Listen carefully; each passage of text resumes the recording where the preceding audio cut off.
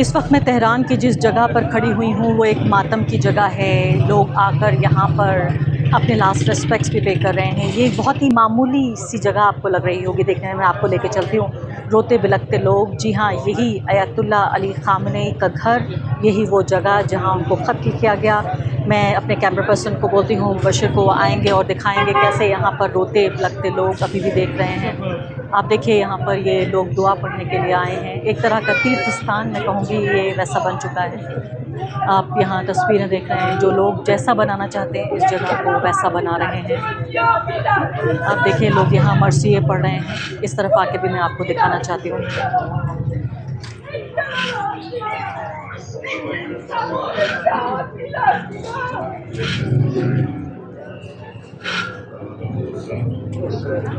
अभी इस वक्त आप देख रहे हैं यहाँ पर कुछ औरतें बैठ के रो रही हैं। इनको देख पा रहे हैं आप।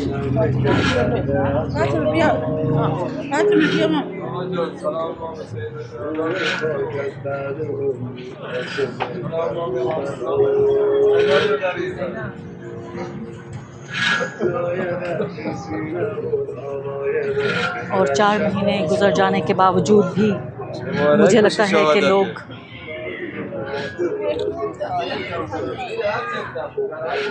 ये फ़िलहाल आप देखिए यहाँ पर देख रहे हैं आप, यहाँ जो दीवार एक तरह का बैरिकेड लगाया हुआ है।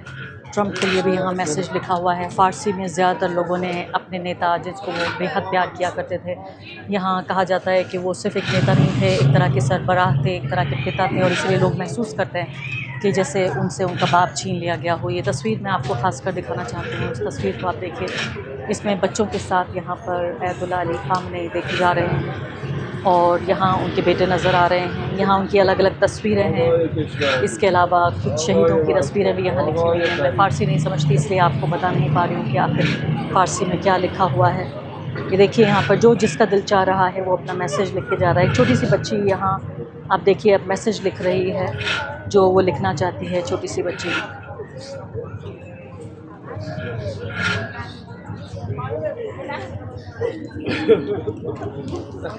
और कुछ रोते हुए यहाँ पर लोग, उनका एक निजी लम्हा है हालांकि, लेकिन फिर भी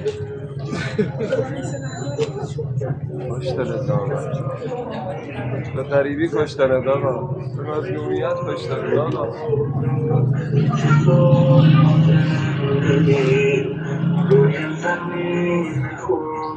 صداش بیشتر میشه؟ بیشتر آخرش اگه کسی مداحی داشتش میتونی بس کنی. اینو برای آقا خونده.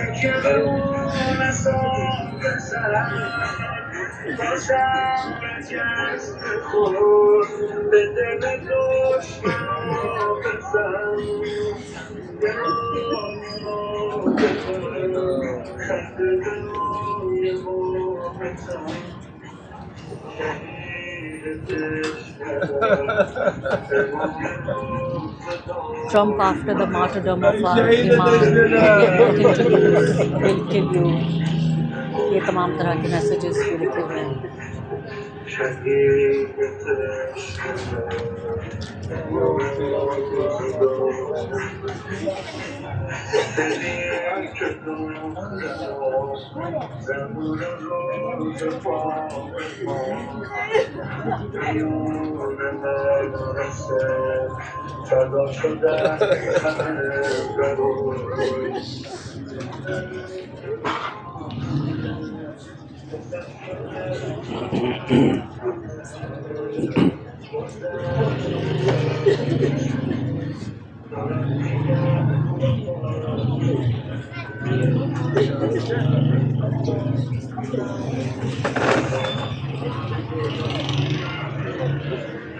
आप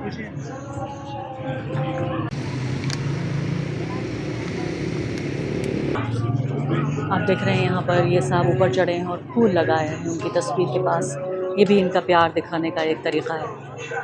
आपका ये देख रहे हैं, ये खुद सबील है यहाँ, और मुहर्रम वगैरह सब अलम लगाए रहते हैं।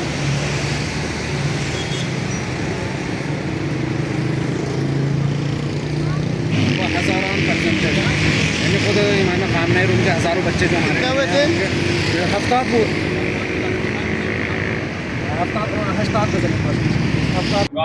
और इस मुद्दे को बेहतर तरीके से समझने के लिए हमारे साथ गयूर साहब इस वक्त मौजूद हैं। गयूर साहब, ये बताइए कि एक ऐसा व्यक्ति जिसको माना जाता है कि वो तो बहुत बड़ा डिक्टेटर था, वो तो इस पूरे देश पर उसका राज था, उस देश के पूरे रिसोर्सेज पे उसका राज था, यहाँ इतनी मामूली सी गली में, मामूली से घर में, मैं तो बहुत सरप्राइज हो गई, बहुत हैरान हुई हूँ आके देखते हुए कि ऐसी मामूली ज़िंदगी जीते थे।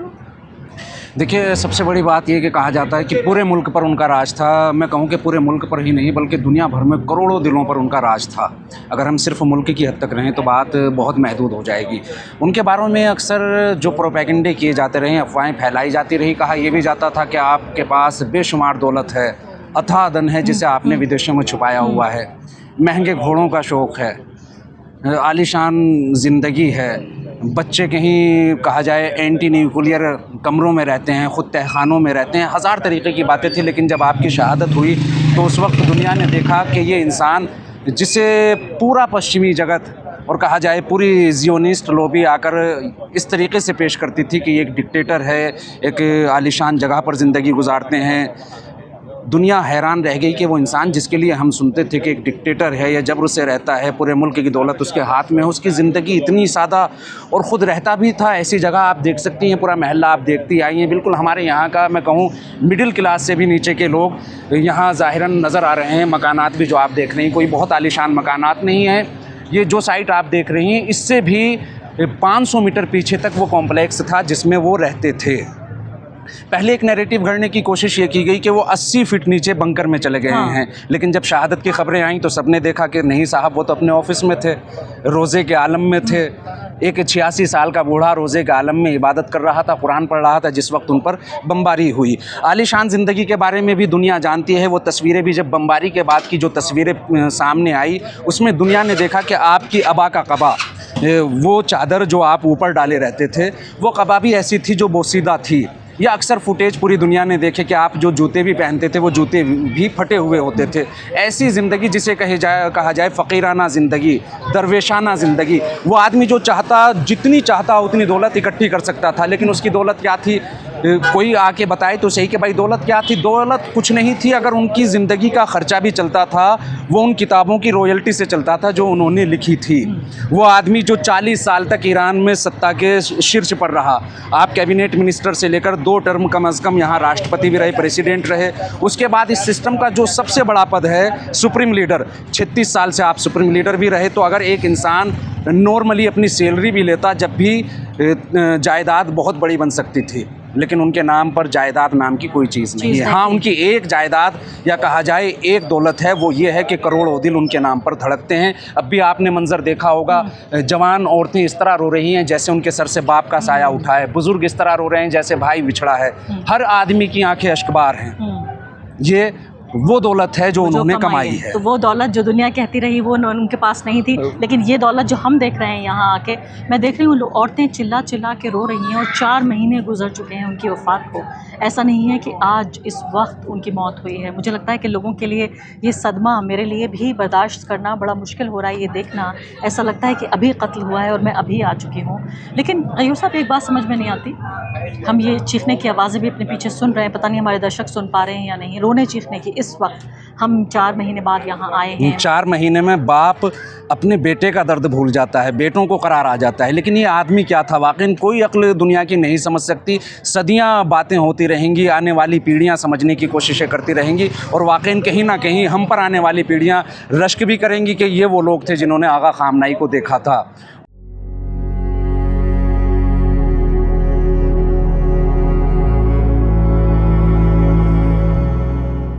उम्मीद है कि ईरान से आप तमाम रिपोर्ट्स मेरी देख रहे हैं। मैं एक बहुत ही सौगवार और एक बहुत गम का लम्हा ये कवर करने के लिए, एक ऐतिहासिक लम्हा, एक ऐतिहासिक जनाजे की पूरी प्रक्रिया को कवर करने के लिए यहाँ पहुँची हूँ। अयतुल्लाह अली ख़ामनेई के जनाजे का एक हफ़्ते का जो पूरा कार्यक्रम है उसको कवर करने के लिए पहुँची हुई हूँ। मैं हमेशा पत्रकारिता जब भी करती हूँ तो अपनी लिमिटेशंस नहीं देखती, हमेशा ये देखती हूँ कि संभावनाएँ क्या हैं, पॉसिबिलिटीज़ क्या हैं, कि इस QR कोड को आप स्कैन कीजिए और चैनल की दिल खोल के मदद कीजिए, मेरी दिल खोल के मदद कीजिए। ये ईरान पर पूरा कवरेज को कामयाब बनाने में मैं आपकी तरफ देख रही हूँ। और साथ साथ एक और गुजारिश भी है कि चैनल की मेंबरशिप ज़रूर लीजिए।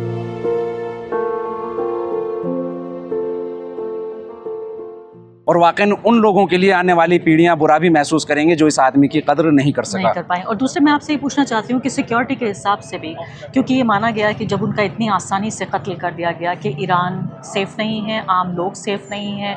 हमने कम से कम हिंदुस्तान में बैठ के ये सोचा कि जब सबसे बड़े नेता को इतनी जल्दी उन्होंने अपने रास्ते से हटा दिया, कितना आसान क्यों था उनके लिए इनको कत्ल कर देना? देखिए, एक बात कही जाती है, इस्लामी तालीमात में भी एक चीज़ कही गई है, रईसुल कौम खादिमहुम, यानी जो कौम का लीडर है सही मानों में उसे कौम का खादिम होना चाहिए, या जो कौम का खादिम है वही कौम का लीडर है। आगा ख़ामनेई को अगर हमें समझना होगा तो दुनियादारी से हटकर समझना होगा। जो एक दुनिया में एक प्रोटोकॉल या एक चलन बना दिया गया है कि भाई जिसकी जितनी सिक्योरिटी हो, जितना लंबा काफ़िला हो, जितने प्रोटोकॉल हों या जितने VVIPs आगे पीछे चलें वो उतना बड़ा नेता। ये इन सब से हटकर अल्लाह वाले लोग थे। वाक़ई जब आगा ख़ामनेई को ये बात कही भी गई कि साहब जान का ख़तरा है, आप जाइए किसी बंकर में रह लीजिए या हम आपकी सिक्योरिटी के लिए फ़ला इंतज़ाम करते हैं, जैसे एक नैरेटिव गढ़ने की कोशिश की गई थी वेस्टर्न मीडिया की तरफ से कि आगा ख़ामनेई रूस चले गए हैं। बीच में ये ख़बरें भी आई थी। तो अक्सर मैंने अपने साथियों से बातचीत भी होती रही और ये बात कहीं ना कहीं निकल कर आई जब ख़ामनेई साहब को भी ऑफ़र किया गया कि आगा जंग का ख़तरा है तो आप बंकर में जाइए, छुप जाइए, सिक्योरिटी का तकाज़ा यही है। तो आगा ख़ामनेई ने सिर्फ एक जुमला कहा था कि मेरे जो ये 8 करोड़ लोग हैं, यानी मेरे देश का छोटे से छोटा तबके का आदमी और एक छोटे से बच्चे से लेकर टॉप क्लास ऑफिसर तक, अगर मैं बंकर में चला जाऊं तो क्या ये लोग भी बंकर में जा सकते हैं? मेरी जान महफूज हो जाए तो क्या इनकी जान भी महफूज है? यानी उनकी नज़र में एक आम गरीब से गरीब इंसान की जान की भी वही अहमियत थी जो उनकी अपनी जान थी। और इसीलिए शायद इस जंग में शहीद होने वाला जो पहला फ़र्द है, जो पहली हस्ती है, वो खुदागए ख़ामनेई है। ये बहुत जो बात मैं कह रही हूँ हो सकता है अपने आप को ही कॉन्ट्रडिक्ट कर रही हूँ, लेकिन एक ख़्याल ये भी है, एक सोच ये भी है कि क्या उन्होंने ख़ुद ये जानते बूझते हुए अपनी शहादत दी कि इसके बाद ईरान अलग तरीके से, अलग तेवर के साथ लड़ेगा। हालांकि ये भी मैं बात ख़ुद अपने को कॉन्ट्रडिक्ट कर रही हूँ कि चाहे पावर हो या ज़िंदगी हो, आदमी चाहता है कि जितना उसके पास हो उतना ही कम है। एक एक सांस के लिए लड़ता है वो व्यक्ति। 84 साल के वो बुज़ुर्ग थे, बीमार भी थे, अब ना कहीं तो कुछ दिनों बाद शायद वो इस दुनिया से चले जाते। तो क्या ये समझते हुए उन्होंने अपनी शहादत? देखिए, मैंने शुरू में भी एक बात की थी कि अगर हमें ख़ामनेई साहब को समझना होगा या इन अल्लाह वाले लोगों को समझना होगा तो दुनियादारी से थोड़ा हटकर सीखना होगा। वाक़ई दुनियादारी ये है कि इंसान सत्ता के लिए कुछ भी कर गुज़रता है। इंसान अपने सिंहासन पाने के लिए, राजशाही पाने के लिए, गद्दी पाने के लिए भाई भाई का कत्ल करने में बिल्कुल भी गुरेज नहीं करता। लेकिन ये अल्लाह वाले लोग, शायद आपने वो क्लिप देखी हो या पढ़ा भी हो अच्छी तरीके से, जब आयतुल्लाह ख़ामनेई का निधन हुआ, आयतुल्लाह ख़ुमैनी का निधन हुआ, तो उनके बाद मसला ये दरपेश आया कि सुप्रीम लीडर किसे बनाया जाए। तो अगर वो क्लिप्स आपने देखी हो बाकायदा, जब ईरानी पार्लियामेंट में आगाए ख़ामनेई का नाम पेश किया जा रहा था तो आगाए ख़ामनेई किसी भी सूरत में इस पद को कबूल करने के लिए तैयार नहीं थे। सुप्रीम लीडर यानी सुप्रीम, सिर्फ ये नहीं कि नाम का सुप्रीम लीडर है, कह दिया जाए रबर स्टैम्प है। ये तो पूरी दुनिया भी कहती है कि भाई ईरान में सत्ता कौन चलाता है कि सुप्रीम लीडर। यानी एक इंसान देख रहा है कि सुप्रीम लीडर की पावर क्या है, उसके बावजूद भी ये इस पद को कबूल करने के लिए तैयार नहीं थे। क्यों? क्योंकि अल्लाह वाला कोई भी इंसान, ख़ामनेई साहब या ख़ामनेई साहब जैसा इंसान या इसी सिलसिले का आदमी जैसे आज आ गए मुश्तबा ख़ामनेई आए, तो इनके यहाँ सत्ता पाना या कहा जाए ज़िम्मेदारी पाना ये नहीं है कि अपना लाइफ स्टैंडर्ड बुलंद कर दिया जाए, ये नहीं कि ज़िंदगी बिल्कुल बदल जाए, पहले अगर ज़िंदगी का लेवल नीचे था तो अब लेवल हाई हो जाएगा, नहीं। बल्कि इनका मकसद ये होता है कि अगर हमें कोई ज़िम्मेदारी दी गई है तो ज़िम्मेदारी खुदा की तरफ से दी गई और हमारा काम यह है कि हम जनता की सेवा करें। अगर इंसान इस नीयत के साथ आए, सेवा भाव के साथ आए, अब मैं बात इस्लाम से हटकर भी करूं, किसी भी मकतबे फ़िक्र का हो, अगर सेवा भाव से आ रहा है तो उसका लाइफ स्टैंडर्ड कोई ज़िम्मेदारी पाने के बाद बदलेगा नहीं, बल्कि कहीं ना कहीं ये दर्द होगा कि मेरे समाज के लोग या वो लोग जिनकी ज़िम्मेदारी मेरे सर है वो इस कंडीशन में रह रहे हैं, तो मेरी कंडीशन उनसे ऊपर ना होनी चाहिए ताकि मैं उनका दर्द महसूस कर सकूँ और वो भी मेरा दर्द महसूस कर सकें। लेकिन रयूर साहब, इसमें सवाल ये भी आएगा कि क्या एक ऐसा इंसान जो एक फ़कीर जैसी ज़िंदगी जी रहा था, उस इंसान के पास इतनी सत्ता क्यों थी? ये तो हमने देख लिया कि पैसा नहीं है, लेकिन वो जो जितनी भी सेनाएं हैं उन सब के अध्यक्ष थे, वो राष्ट्र के भी अध्यक्ष थे। इसके अलावा सरकार भी उनके मातहत काम करती थी, तमाम काउंसिल्स जो हैं वो भी उन्हीं को रिपोर्ट करती थी। तो वो सत्ता के शिखर पे थे, उन्होंने क्यों इतनी पावर को कंसोलिडेट किया? देखिए, पावर इसलिए मैंने एक बात कही, जो आ रहा है वो सेवा भाव से आ रहा है। तो जब आपको सेवा करनी है तो लाजिमी सी बात है कि तमाम इख्तियारात भी आपके पास होने चाहिए। कम से कम आपके पास इतनी अथॉरिटी तो होनी चाहिए कि अगर कोई एक इंसान गलत कर रहा है, जो इसी सिस्टम का हिस्सा है, वो गलत कर रहा है, तो आपके पास इतनी पावर हो कि उसे गलत करने से रोक भी सकें और अगर ज़रूरत पड़ रही है तो उसे किनारे भी लगाया जा सके। सत्ता में रहते हुए भी, या कहा जाए सबसे बड़े पद पर रहते हुए भी, ये तमाम इख्तियारात इसीलिए थे कि आप ज़िम्मेदार हैं, सवाल जवाब आपसे होगा, सवाल आपको देना है, तो पावर भी आपके पास ही होनी चाहिए। वरना वो इंसान जिसके पास कोई पावर ही नहीं है, कुछ इख्तियारात ही नहीं है, अगर हम कल को आकर उससे सवाल करें कि साहब आपके होते हुए ये काम क्यों हो गया, या आप ज़िम्मेदार हैं तो मसलन सोसाइटी के फ़ला हिस्से में ये फसाद क्यों हो रहा है, ये दंगा क्यों हो रहा है, हम सवाल भी उसी से कर सकते हैं जिसके पास इख्तियारात हों। जिसके पास इख्तियारात होंगे वही ये तमाम काम भी कर सकता है कि समाज में सुधार भी ले आए और अपने देश और अपने मुल्क को आगे भी ले जा सके। और शायद इख्तियारात उनके पास थे, यही सबब है कि ईरान सिर्फ 47 साल की मुख्तसर सी उम्र, जो एक इस्लामी क्रांति की 47 साल उम्र है, इस मुख्तसर से पीरियड में ईरान ने अपने आप को इतना डेवलप किया, इतना ताकतवर बना कि वो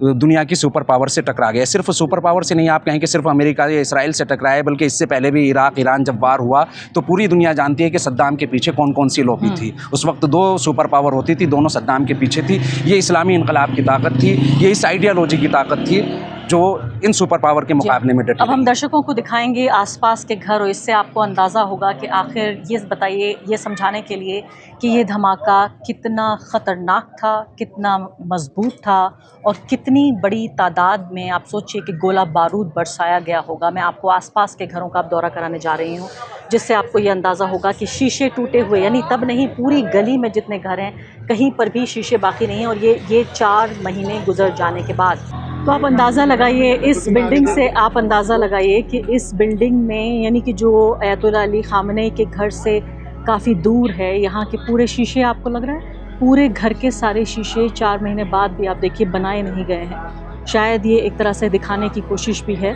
कि हम जो हैं वो अपने यानी ज़ख्मों को एक तरह से प्रिजर्व करके रखेंगे। ये देखिए कि दीवार और दीवार के अलावा शीशे, ये सब कुछ अभी भी पूरी तरह से टूटे हुए हैं। और ये सिर्फ इस घर की बात नहीं है, आसपास के घरों में यहाँ लोगों ने बना लिया है, लेकिन बाकी आप इस घर को देख रहे हैं जिसमें अभी भी उन सबूत के तौर पर इस घर को बना के रखा हुआ है, इसमें दोबारा शीशे रिप्लेस नहीं किए गए।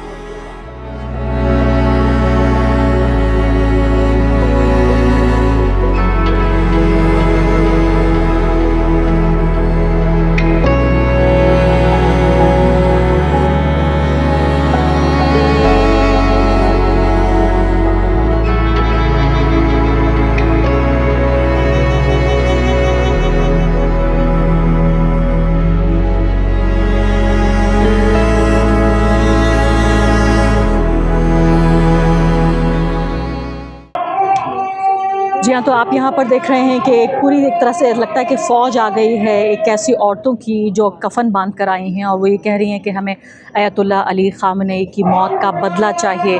आखिर कौन है ये औरतें, कहाँ से आई हैं? ये तस्वीरें जो आप देख रहे हैं अपने आप में काफ़ी क्यूरोसिटी जगाने वाली हैं। आम आदमी क्या महसूस कर रहा है ईरान में, एक तरह से उसकी भावना को भी जगाती हैं। मैं आपसे सवाल ये पूछना चाहती हूँ कि आप क्यों आई हैं यहाँ पे, क्या करना चाहती हैं?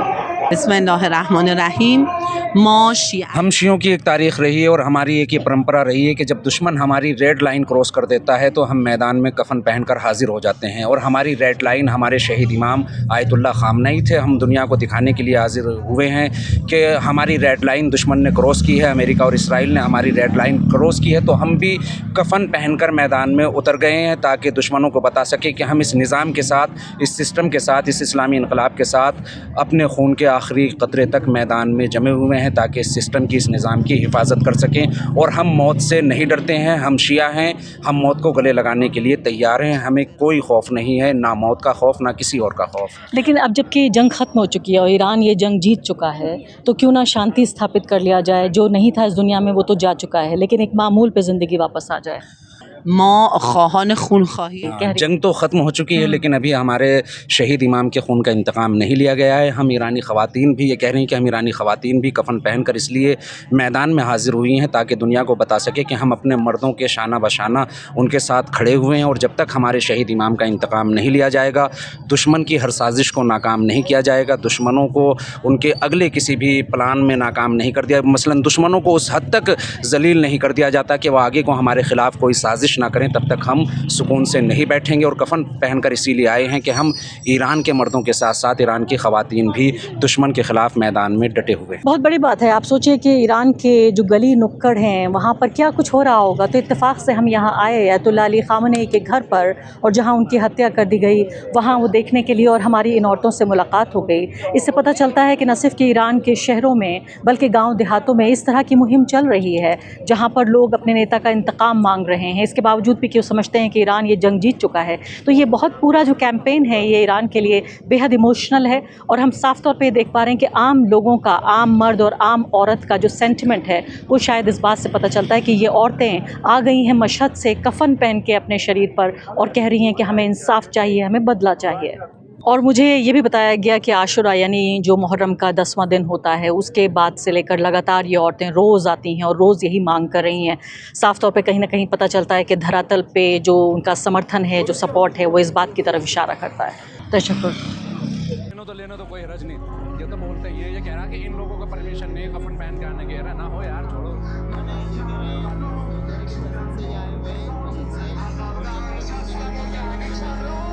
जब तक